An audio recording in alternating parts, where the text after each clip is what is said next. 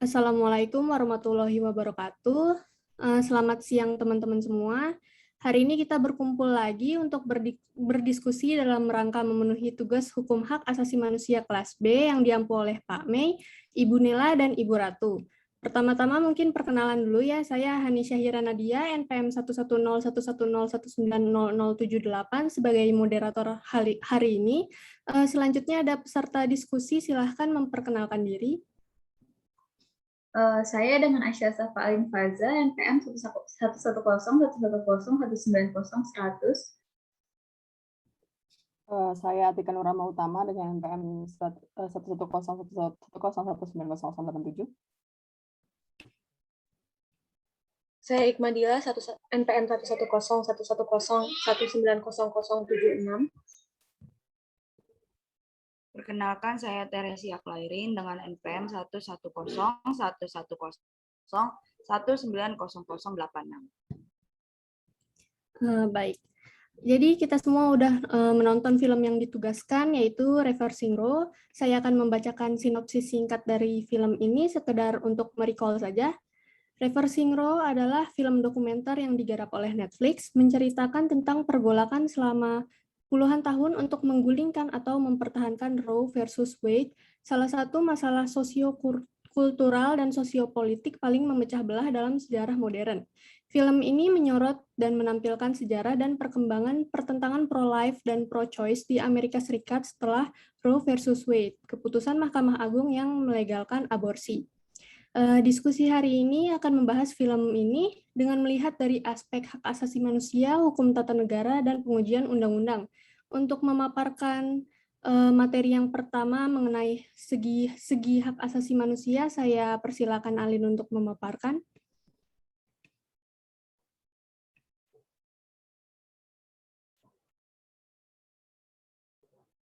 Selanjutnya,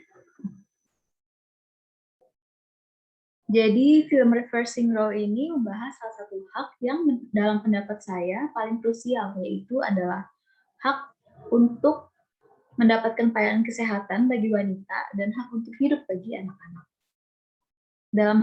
Dalam hukum hak asasi manusia sendiri dikenal adanya beberapa prinsip. Yang pertama yaitu prinsip universal. Prinsip universal adalah bahwa semua orang di seluruh belahan dunia manapun, tidak peduli apa agamanya, apa warga negaranya, apa bahasanya, apa etnisnya, tanpa memandang identitas politik dan antropologisnya, dan terlepas dari status disabilitasnya, memiliki hak yang sama sebagai manusia.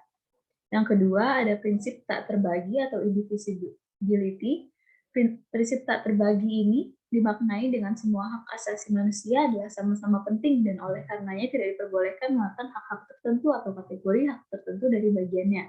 Dalam artian, seluruh kategori HAM sama-sama penting dan tidak diperbolehkan mengesampingkan salah satu hak tertentu atau kategorinya dari bagian HAM. Negara harus mengakui HAM sebagai satu kesatuan dan tidak boleh hanya mengakui kategori tertentu. Yang ketiga ada saling ketergantungan atau interdependent. Prinsip saling bergantungan ini berarti bahwa terpenuhnya satu kategori hak tertentu akan selalu bergantung dengan terpenuhinya hak yang lain. Selanjutnya ada saling terkait, yaitu prinsip terkait bahwa keseluruhan HAM merupakan bagian tak terpisahkan dari yang lain. Seluruh kategori HAM adalah satu kesatuan. Next.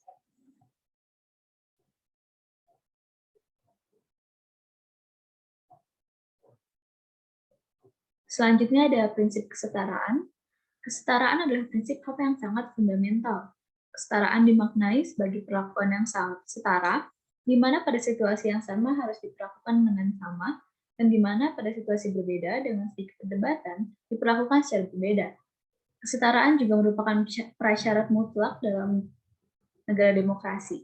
Kesetaraan di depan hukum, dalam akses kesehatan, peradilan yang fair, dan lain-lainnya merupakan hal penting dalam pemenuhan HAM setiap manusia. Selanjutnya ada non-diskriminasi. Sebuah situasi dikatakan diskriminatif jika situasi sama diperlakukan secara berbeda dan atau situasi berbeda diperlakukan secara sama. Diskriminasi ini dibagi menjadi dua, yaitu diskriminasi langsung, yaitu ketika seorang baik langsung maupun tidak langsung diperlakukan secara berbeda daripada lainnya. Contohnya, misalnya pemerintah Indonesia berkesepakatan bahwa syarat untuk menjadi Presiden Republik Indonesia adalah WNI dengan etnis Jawa. Itu tentu mendiskriminasi orang-orang yang tidak beretnis Jawa. Terus diskriminasi tidak langsung, yaitu ketika dampak praktis dari hukum dan atau kebijakan merupakan bentuk diskriminasi, walaupun hal itu tidak ditujukan untuk tujuan diskriminasi. Contohnya, pemerintah membuat fasilitas umum, namun tanpa pertimbangan kepada masyarakat yang memiliki disabilitas. Selanjutnya ada prinsip martabat manusia. Prinsip martabat manusia memiliki arti bahwa semua orang harus dihormati, diperlakukan secara baik, dan dianggap bernilai. Jika seorang memiliki hak, maka ia dapat hidup dengan bermartabat. Jika tidak, maka manusia tersebut tidak dapat diperlakukan secara bermartabat. Yang terakhir adalah tanggung jawab negara. Tanggung jawab negara berarti pemenuhan, perlindungan, dan penghormatan HAM adalah tanggung jawab negara. Selanjutnya,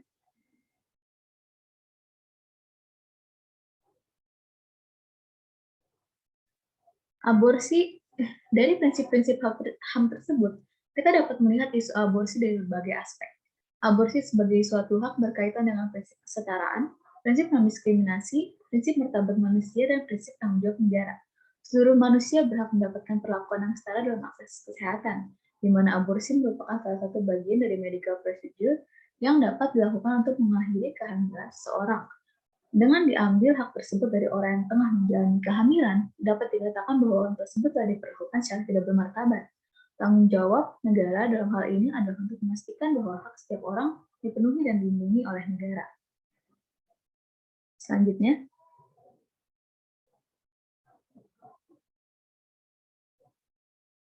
namun di sisi lain, hukum HAM juga mengenal non-derogable rights, yaitu hak yang tidak dapat dikurangi. Salah satunya yaitu the right to live, atau the right to life, atau hak untuk hidup, dan the rights of the child, hak-hak yang dimiliki oleh anak. Dari sini muncul sebuah pertanyaan, kapan waktu dimulainya manusia menjadi seorang manusia? Setiap agama memiliki jawaban yang berbeda-beda. Dalam agama Islam misalnya, disebutkan bahwa ruh ditiupkan ke dalam janin ketika ia sudah berusia 4 bulan. Sementara dalam agama Kristen, dikenal konsep hidup dimulai saat pembuahan atau life begins at conception. Next.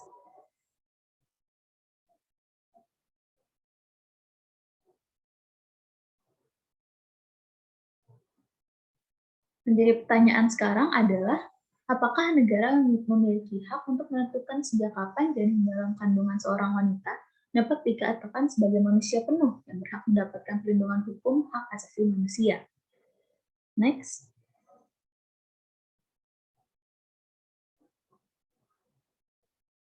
Menurut prinsip tanggung jawab negara atau state responsibility, pemenuhan, perlindungan, dan penghormatan hak asasi manusia adalah tanggung jawab negara. Lebih lanjut, dalam pasal 8 Undang-Undang Nomor 39 Tahun 1999 tentang hak asasi manusia, mengatur bahwa perlindungan, kemajuan, penegakan, dan pemenuhan hak asasi manusia terutama menjadi tanggung jawab pemerintah. Pasal 71 Undang-Undang tersebut juga menegaskan bahwa pemerintah wajib dan bertanggung jawab menghormati, melindungi, menegakkan, dan memajukan HAM yang diatur dalam undang-undang ini, peraturan perundang-undangan lain, dan hukum internasional tentang HAM yang diterima oleh negara Republik Indonesia. Dalam Universal Declaration of Human Rights, konsideran menimbang bahwa negara-negara anggota telah berjanji untuk mencapai kemajuan dalam penghargaan dan penghormatan umum terhadap hak asasi manusia dan kebebasan-kebebasan yang asasi dalam kerjasama dengan perserikatan bangsa-bangsa. Dalam prakteknya, selanjutnya,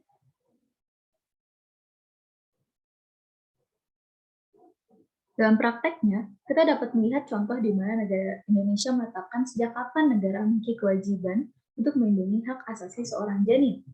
Dalam pasal 1 ayat 1 Undang-Undang Nomor 35 Tahun 2014 tentang perubahan atas Undang-Undang Nomor 23 Tahun 2002 tentang perlindungan anak, anak didefinisikan sebagai seseorang yang belum berusia 18 tahun, termasuk anak yang masih dalam kandungan. Next.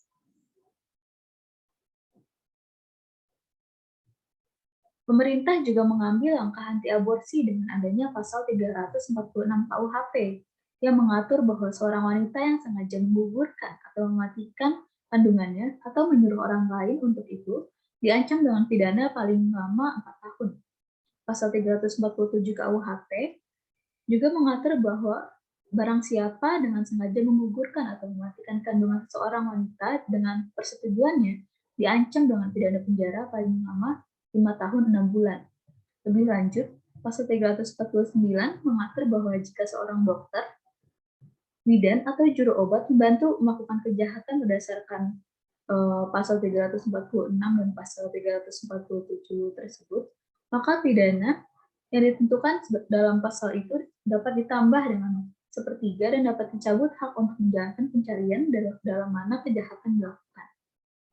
Selanjutnya,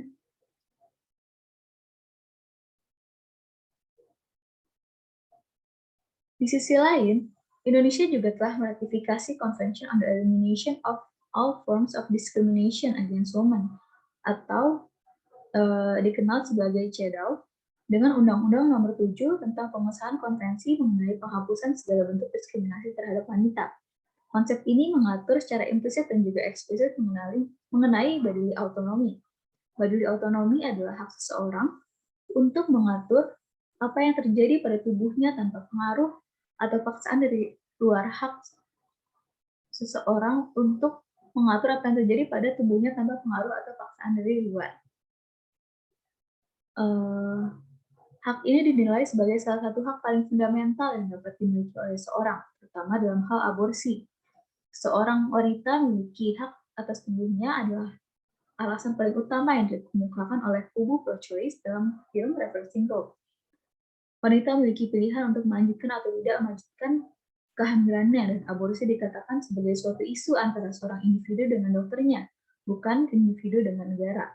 Lihat dari segi bodily autonomy, maka Indonesia sebagai negara hukum yang memiliki kewajiban untuk menegakkan dan melindungi hak asasi manusia setiap warga negaranya belum memenuhi kewajiban tersebut dengan diberlakukannya pasal-pasal anti-aborsi dan pengimplementasian regulasi dalam CEDAW yang belum terlaksana dengan baik di Indonesia. Sekian materi dari saya. Apakah ada yang ditanya atau menanggapi? Izin menanggapi. Ya. Jadi saya ingin menambahkan terkait isu hak aborsi di Amerika. Dari yang saya pahami dari film itu, bahwa terkait hak aborsi ini yang dipandang oleh golongan pro-choice merupakan bagian dari hak substansi mereka, dalam perkembangannya menuntut adanya perlindungan hak prosedural, di mana dahulu awalnya di Amerika Serikat aborsi ilegal dan perempuan yang melakukan aborsi dianggap kriminal. Jika seorang ingin melakukan aborsi yang legal dan aman, harus pergi ke negara lain, atau bahkan selanjutnya jadi para perempuan tersebut harus menempuh ratusan mil untuk pergi ke klinik di negara bagian lain. Dan untuk perempuan yang tidak punya privilege untuk melakukan hal tersebut, terpaksa harus melewati prosedur aborsi yang tidak aman atau bahkan melakukan aborsi sendiri. Jadi kalau menurut saya sendiri ini adanya perlindungan secara prosedural itu dapat menjamin equality rights di antara perempuan-perempuan yang membutuhkan aborsi. Jadi hak prosedural ini yang menjadi isu utama yang dituntut oleh para golongan pro-choice. Sekian, terima kasih. Baik, teman-teman, apakah ada yang mau bertanya atau menanggapi lagi?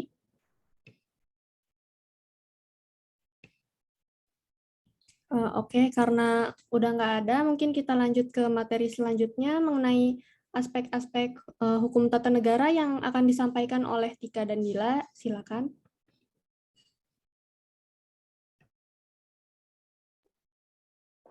Baik, pertama dari film dokumenter Reversing Roe ini yang membahas regulasi hak aborsi Amerika Serikat, kita bisa menemukan banyak hal-hal yang berkaitan erat dengan kajian hukum tata negara.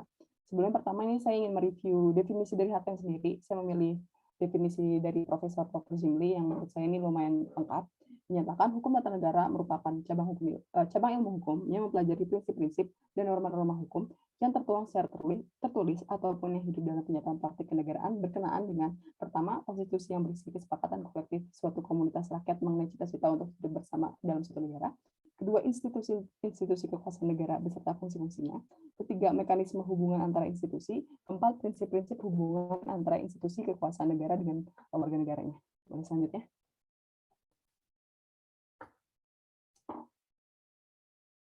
Nah, ini yang pertama tentang kelembagaan negara dan sistem pemisahan kekuasaan. Seperti yang kita ketahui bersama, kalau misalnya Amerika ini, mereka menganut separation of power, yaitu trias politika yang dikemukakan oleh Montesquieu. Jadi, di dalam pemerintahan itu terdiri atas lembaga eksekutif, legislatif, dan yudikatif. Nah, selanjutnya boleh di-next.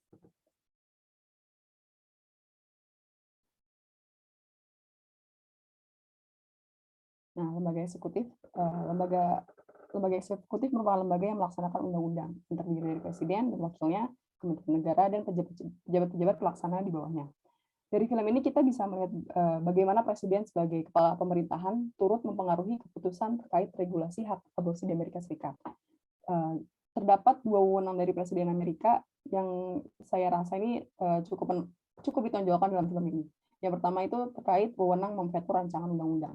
Presiden dapat memveto rancangan undang-undang dan mengembalikan kembali ke Kongres tanpa menandatanganinya.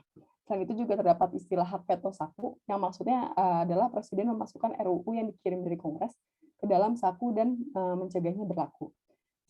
Dari film, kita bisa melihat contoh penerapan wewenang ini yang ditunjukkan oleh bahwa Presiden Clinton pada masa kepemimpinannya pernah memveto RUU Partial Birth Abortion, yang merupakan usulan dari Partai Republik yang menggoyahkan legalitas hak aborsi. Namun kemudian RUU tersebut ditandatangani oleh Presiden George W. Bush yang pada masa kepemimpinan presiden selanjutnya. Terus yang kedua terkait wewenang mengangkat hakim Supreme Court, yaitu wewenang presiden dalam bidang yudikatif. Terkait wewenang presiden ini, saya lihat emang cukup menonjol di film ini. Disebutkan beberapa kali bahwa untuk mengubah hukum terkait aborsi harus diganti komposisi dari hakim Supreme Court. Kayak to change the law, you need to change the Supreme Court. Seperti itu kan. Dan penentuan komposisi tersebut menjadi kewenangan dari presiden. Terlihat suasana regulasi terkait hak aborsi ini berubah mengikuti presiden yang sedang menjabat. Presiden menunjuk hakim-hakim yang memang sejalan dengan cita-cita atau goals yang dijanjikan pada kampanyenya. Seperti presiden dari Partai Republikan seperti Ronald Reagan, George W. Bush, dan Donald Trump yang mengisi komposisi hakim Supreme Court dengan tokoh-tokoh yang menentang Roe v. Wade. Gitu. Dan presiden-presiden dari Demokrat seperti Bill Clinton dan Barack Obama yang mengatur komposisi hakim Supreme dengan tokoh-tokoh yang memang mendukung keputusan Roe v. Wade itu. Selanjutnya, next.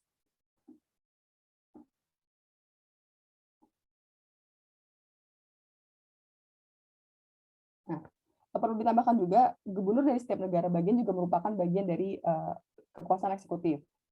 Gubernur memiliki kedudukan yang kuat, seperti dalam film ini disampaikan bahwa gubernur-gubernur dari berbagai negara bagian memiliki wewenang untuk membentuk undang-undang distrik dan memvetonya juga. Seperti Gubernur Ronald Reagan yang saat menjabat jadi gubernur California mengeluarkan California Therapeutic Abortion Act yang meloloskan reformasi aborsi. Lalu ada Gubernur Nelson Rockefeller yang memveto RUU dari Dewan Republikan yang ingin menolak legalisasi aborsi di New York. Lalu Gubernur Perry dari Texas yang pada tahun 2012 mengusulkan pembatasan aborsi secara lebih ekstrim melalui Targeted Regulation Abortion Providers atau TRAP Law yang mengetatkan restriksi prosedur aborsi. Jadi yang mana keputusan tersebut akan menutup klinik-klinik aborsi di Texas. Jadi kepemimpinan presiden dan kekuasaan lembaga eksekutif ini akan sangat menentukan nasib dari keputusan Roe v. Wade tersebut. Nah, selanjutnya boleh lanjut.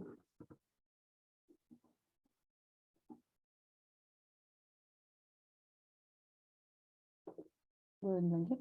Next. Nah, yang kedua ini terkait lembaga legislatif. Lembaga legislatif itu merupakan lembaga yang berwenang untuk membuat undang-undang dan menetapkannya sesuai dengan pasal 1 Konstitusi Amerika. Kongres adalah pemegang semua kekuasaan legislatif. Seperti yang kita ketahui bahwa Amerika Serikat ini kan menganut sistem legislasi bikameral atau 2 kamar. Jadi Kongres itu yang kita kenal sebagai MPR terdiri atas 2 kamar, yaitu House Representative dan Senate. Di sini teman-teman ada yang tahu nggak bedanya antara House Representative dan Senate itu seperti apa? Izin menjawab, Tika. Kalau House of Representative itu kalau di Indonesia kayak DPR yang isinya perwakilan dari partai politik. Terus kalau Senat itu kayak DPD yang merupakan perwakilan dari setiap negara bagian gitu. Ya, betul sekali, Hani. Jadi, kalau lebih lanjut, untuk perbedaan tugasnya sendiri, House of Representative ini memiliki wewenang untuk merancang RUU, kemudian diajukan kepada Senat. Dan Senat memiliki kemampuan untuk memveto keputusan House Representative. Dalam film ini kita bisa melihat bahwa dewan-dewan representatif dari Partai Republikan yang terus membuat berbagai usulan RUU bersama gubernur untuk membatalkan keputusan Roe v. Wade yang bertujuan untuk memberantas aborsi di Amerika Serikat. Boleh di next selanjutnya.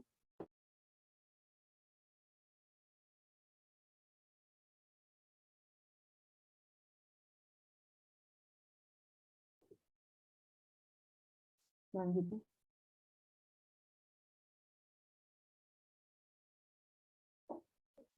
Ini terus selanjutnya.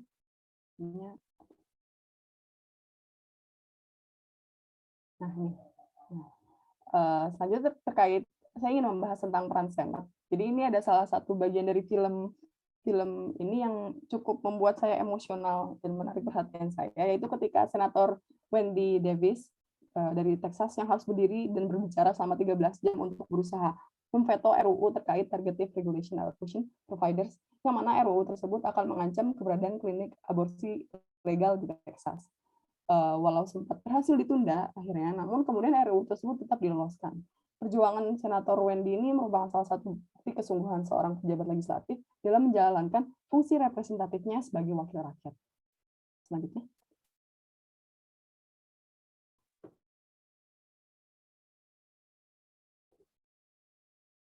Bisa di next selanjutnya. Nah, ini yang ketiga ini lembaga yudikatif. Lembaga yang berwenang untuk mengawasi pelaksanaan undang-undang atau juga lembaga terkait kehakiman. Nah, berikut ini terlihat di layar struktur dari lembaga kehakiman di Amerika. Di sebelah kiri layar itu terdapat struktur dari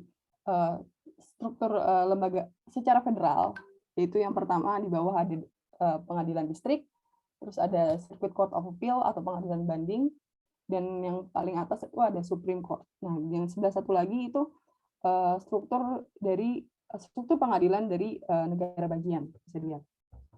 Nah, boleh selanjutnya di next.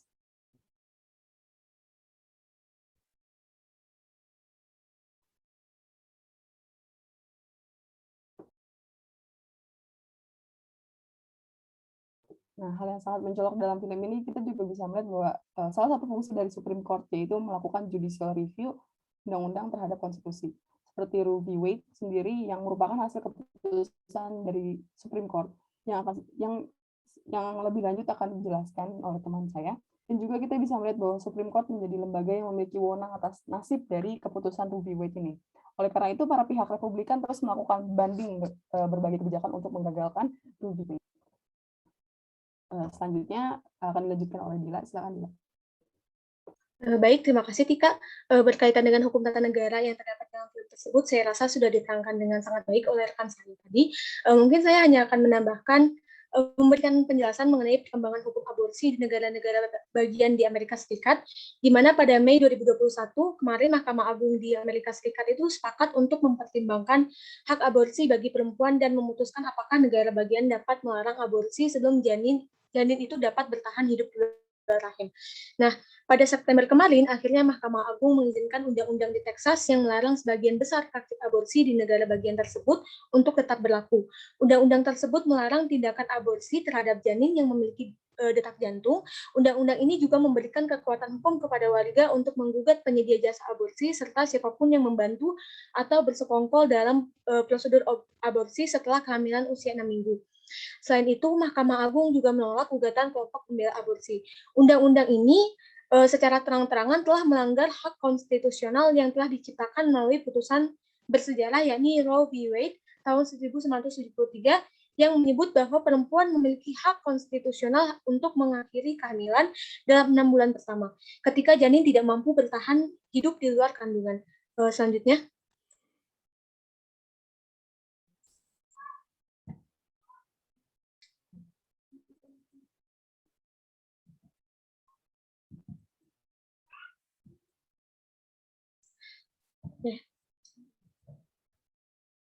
Pemberian izin yang diberikan oleh Mahkamah Agung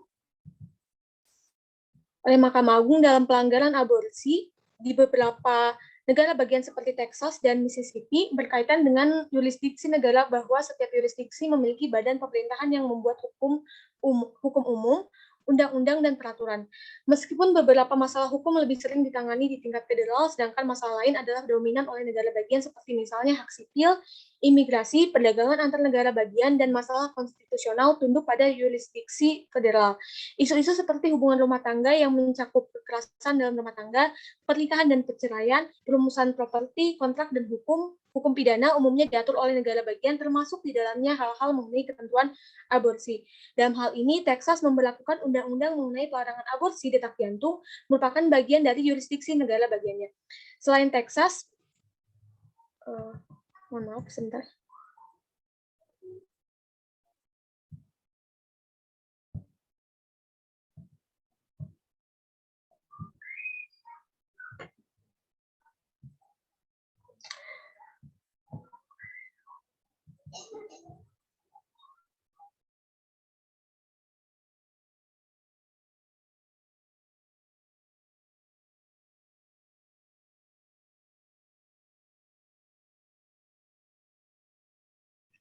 Dila, mohon maaf, belum di-unmute.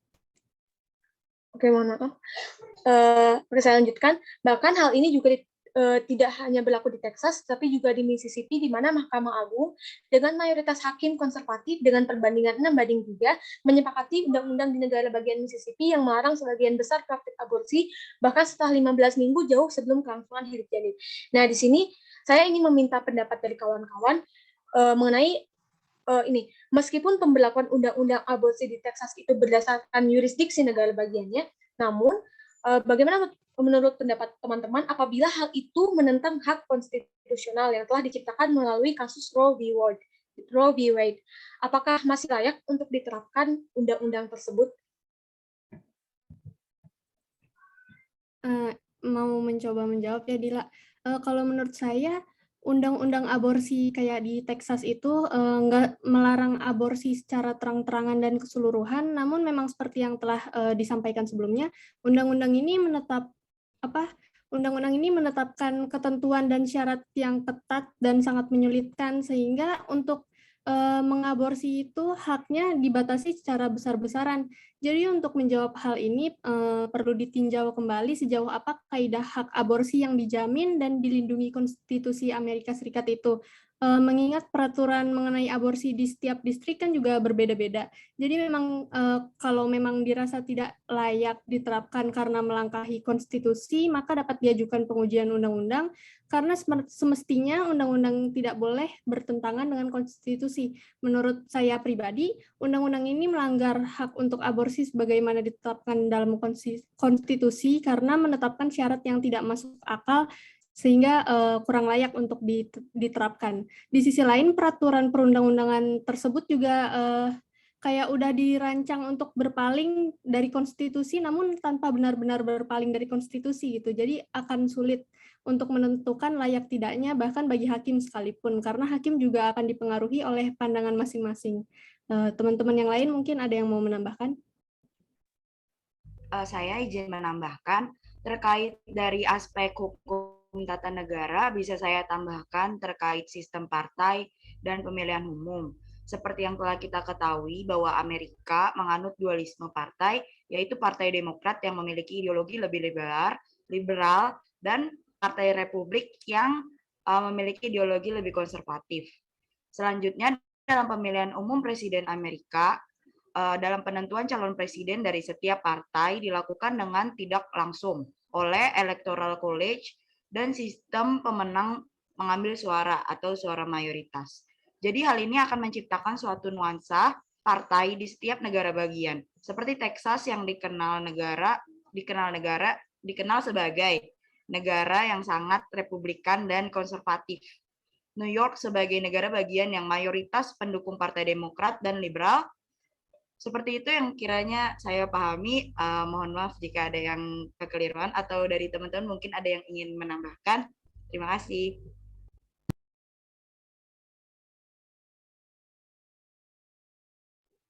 Baik, teman-teman, ada yang ingin ditanyakan terkait aspek HTM? Saya izin bertanya, kenapa senator di Amerika itu perannya lebih menonjol ya jika dibandingkan dengan DPD di Indonesia? Oke, baik, saya langsung jawab ya.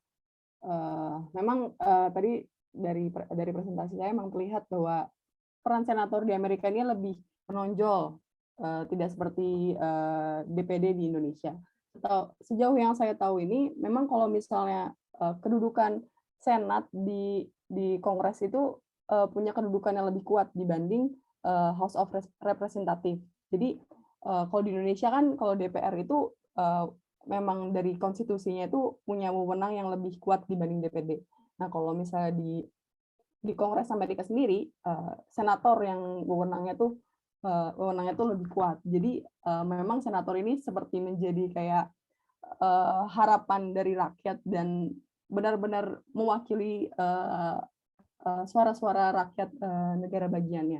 Seperti itu sih yang sejauh saya tahu. Terima kasih, Alim.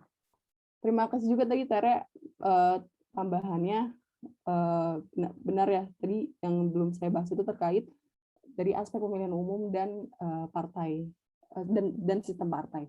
Terima kasih Tere. Dila, apakah ada yang ingin ditambahkan? Cukup dari saya. Baik, terima kasih teman-teman. Untuk Hani, ini boleh dilanjut aja langsung ke materi selanjutnya. Baik, terima kasih Tika. Oke, saya lanjut ke materi selanjutnya mengenai aspek-aspek pengujian undang-undang yang akan disampaikan oleh saya dan Teresia. Boleh di next. Nah, di dalam film Reversing Roe beberapa kali dilakukan pengujian terhadap pengaturan mengenai aborsi. Untuk memahami hal ini lebih dalam, perlu ditinjau terlebih dahulu bagaimana kondisi dan pengaturan mengenai pengujian undang-undang di Amerika Serikat itu sendiri. Menurut Black Dictionary, mengatakan bahwa pengujian ini membicarakan kewenangan hakim peradilan untuk menguji undang-undang terhadap undang-undang dasar. Jadi bagaimana keadaan dan pengaturan mengenai pengujian undang-undang di Amerika Serikat ini? Sebelumnya pengaturan hak menguji secara material tidak dijumpai dalam Konstitusi Amerika Serikat. Barulah setelah tahun 1803, Constitutional Review atau Judicial Review mendapat bentuk dan substansi yang jelas setelah Mahkamah Agung Amerika Serikat di bawah pimpinan John Marshall pada penyelesaian suatu kasus. Nah, setelahnya pun masih ada persoalan mengenai kekuasaan macam apa sih yang dilakukan oleh Mahkamah Agung ini. Boleh di next.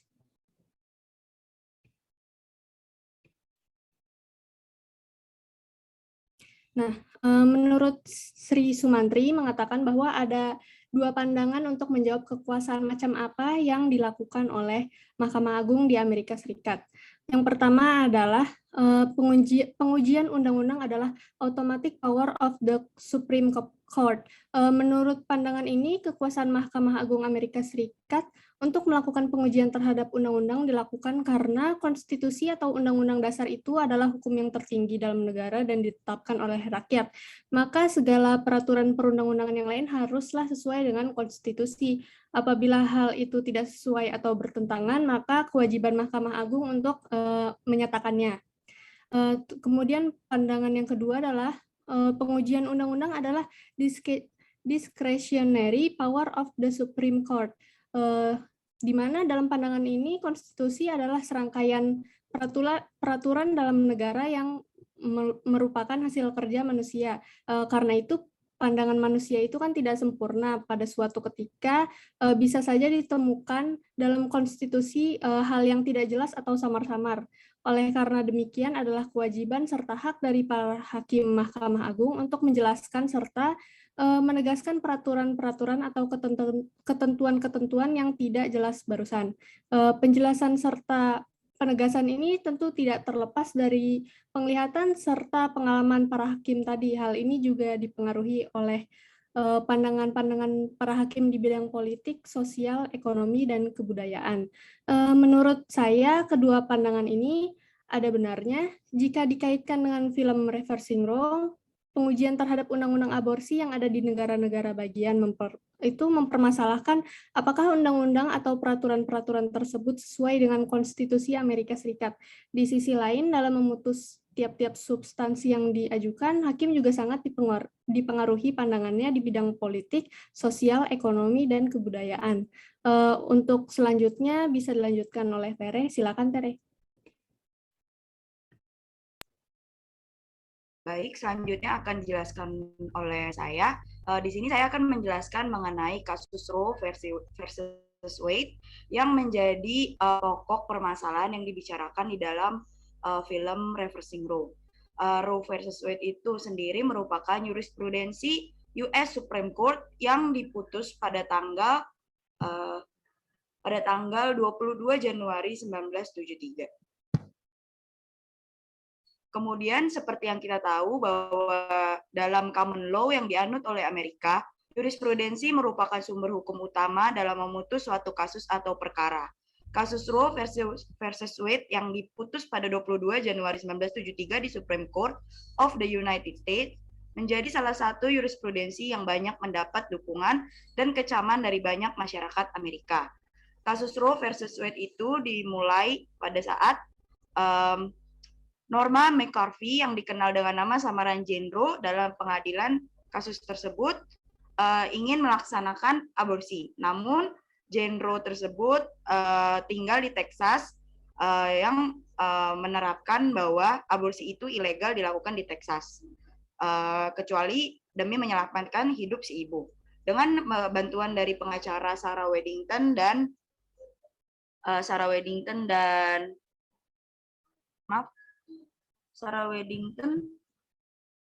Linda Caffi. Mereka mengajukan tuntutan ke jaksa di Texas, yaitu Henry Wade. Dalam tuntutannya, Jane Roe mengatakan bahwa hukum aborsi Texas tidak jelas secara konstitusional dan melanggar privasinya yang dilindungi dalam First, Fourth, Fifth, Ninth, and 14th Amendments. Kemudian selanjutnya, Amendment pertama itu ada religion and expression yang tadi menjadi dasar argumen dari Jane Roe. Kemudian Amendment 4 itu ada search and seizures. Kemudian Amendment 5 itu ada rights of persons. Kemudian di Amendment 9 itu ada unenumerated rights. Dan Amendment 14 ada rights guaranteed, privilege and immunities of citizenship, due process and equal protection. Itu merupakan dasar argumen dari Jane Roe dalam tuntutannya ke jaksa di Texas. Kemudian selanjutnya itu dalam kasus Roe versus Wade itu setelah kasus tersebut diproses di pengadilan, majelis hakim yang bertanggung jawab atas kasus tersebut yang terdiri dari 3 orang mengabulkan tuntutan Roe di US District Court of the Northern District of Texas. Namun kemudian Texas mengajukan banding ke US Supreme Court mengenai putusan dari Jane Roe tersebut. Nah, ini merupakan hakim dari US Supreme Court yang bertanggung jawab untuk kasus Roe versus Wade. Bisa dilihat dari pojok kiri atas itu merupakan hakim ketuanya, yaitu Warren E. Burger, dan kemudian ada terdiri dari hakim anggota, yaitu William O. Douglas, William Joseph Brennan Jr., Potter Stewart, Thurgood Marshall, Harry Blackmun, Lewis F. Powell Jr. Dan bisa dilihat di 2 hakim yang ada di pojok kanan bawah itu merupakan 2 hakim yang memutuskan untuk mengikuti pendapat berbeda, yaitu Byron White dan William Rehnquist. Januari 1973, US Supreme Court mengeluarkan putusan di mana 7 hakim mengikuti pendapat mayoritas dan 2 hakim mengikuti pendapat berbeda. Dalam putusan ini diputuskan bahwa 14th Amendment of the US Constitution memberikan hak privasi yang melindungi hak wanita hamil untuk memilih apakah mereka ingin mendapatkan aborsi atau tidak. Tetapi dinyatakan juga bahwa hak tersebut bukanlah hak yang mutlak dan harus disesuaikan dengan kepentingan dari pemerintah dalam melindungi kesehatan wanita dan melindungi calon manusia yang hidup, yang artinya merupakan janin tersebut. Kemudian pengadilan kemudian mengatur aturan hukum negara bagian tentang aborsi untuk menerapkan aturan the 3 semesters of pregnancy dalam aturan hukumnya. Yang di dalamnya itu yang menjelaskan bahwa dalam first trimesters pemerintah sama sekali tidak boleh melarang dilakukannya aborsi.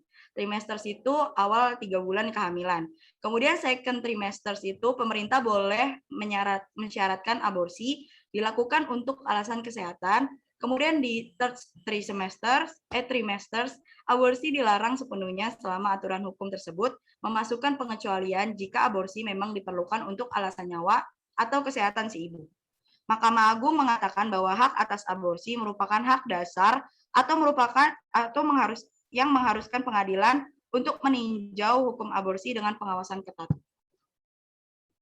Kemudian jurisprudensi Roe versus Wade ini menuai kritikan dari sejumlah golongan pakar hukum.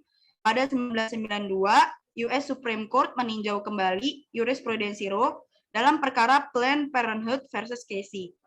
Dalam perkara tersebut, US Supreme Court menegaskan kembali bahwa hak wanita dilindungi oleh amandemen.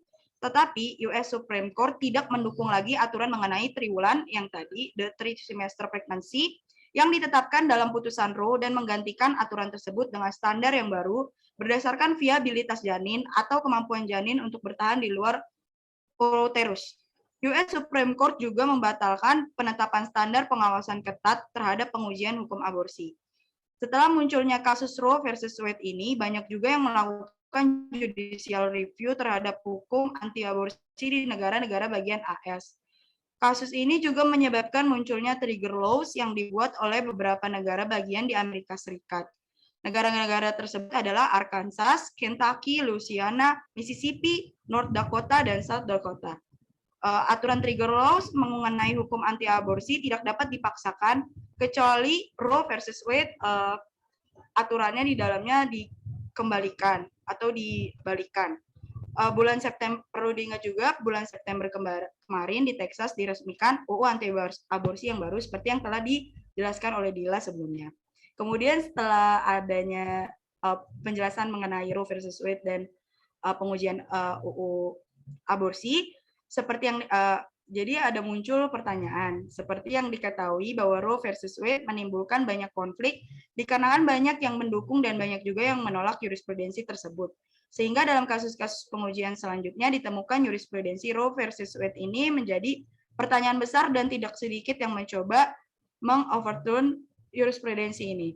Di Indonesia sendiri kan seperti yang kita tahu ada di KUHP aturan bahwa jika seseorang melakukan aborsi dapat dikenakan pidana penjara dan denda. Kemudian jika membandingkan dengan kasusnya Roe versus Wade ini, menurut teman-teman, apakah bijak jika dilakukan jika suatu hari ada orang di Indonesia yang ingin menguji melakukan judicial review terhadap ketentuan tersebut, dan apakah menurut teman-teman itu perbuatan yang bijak atau tidak? Begitu. Mungkin dari teman-teman ada yang mau menyampaikan pendapatnya mengenai pertanyaan tersebut? Izin menanggapi. Menurut saya boleh aja kalau misalkan ada pihak yang melakukan judicial review terkait permasalahan ini apabila dia merasa hak konstitusionalnya itu terganggu gitu. Nah, tapi mengenai apakah ini adalah hal yang benar, itu tentu hal itu bagi saya berkaitan dengan moral dan tentu akan sangat sulit menentukannya kalau kita mengacu pada moral di masyarakat kita. Sebab masyarakat Indonesia sendiri kan itu heterogen gitu ya. Jadi setiap kelompok sosial masyarakatnya pasti mempunyai moralnya masing-masing. Namun selama judicial review itu masih merupakan hak, maka apabila ingin diajukan ya sah-sah saja. Begitu menurut saya. Baik, terima kasih Dila atas tanggapannya. Dari teman-teman mungkin ada yang ingin menanggapi lagi? Saya ingin menanggapi. Ya, tadi saya juga setuju dengan pendapat Dila. kalau misalnya dalam perkembangannya jika memang terdapat warga negara yang merasa ketentuan terkait aborsi di Indonesia ini melanggar hak konstitusionalnya, boleh mengajukan judicial review ke Mahkamah Konstitusi. Pengujian UU terhadap konstitusi ini memang sudah menjadi tugas dari Mahkamah Konstitusi yang diatur dalam Undang-Undang Dasar dan Undang-Undang Mahkamah Konstitusi. Mahkamah Konstitusi itu kan harus tetap terbuka untuk mendengarkan permohonan judicial review dari warga negara, walaupun terkait hak aborsi di Indonesia sendiri ini kan masih tabu pembicaraannya. Jadi kalau saya sendiri berharap jika memang suatu hari nanti hak aborsi Indonesia mulai menjadi isu pembicaraan, saya berharap pemerintah Indonesia bisa memberikan respon yang baik dan bijak seperti itu. Baik, teman-teman, apakah masih ada yang mau bertanya atau menanggapi lagi untuk materi yang ini? Baik, karena udah nggak ada yang mau disampaikan lagi, berarti kita sudah di penghujung sesi diskusi kali ini. Film yang kita tonton dan diskusikan barusan sebenarnya sangat menarik ya, sangat membuka insight juga mengenai pergolakan pro-choice dan pro-life. Kita pun di sini mungkin saja memiliki pandangan dan argumen yang berbeda, tapi itu adalah hal biasa. Yang penting adalah kita bisa menghormati pendapat satu sama lain. Kita di sini untuk belajar dengan wawasan yang masih jauh dari kata cukup, jadi sekiranya ada yang kurang atau salah mohon dimaafkan. Terima kasih semuanya untuk untuk diskusi yang kondusif dan bermanfaat. Sampai berjumpa di lain waktu.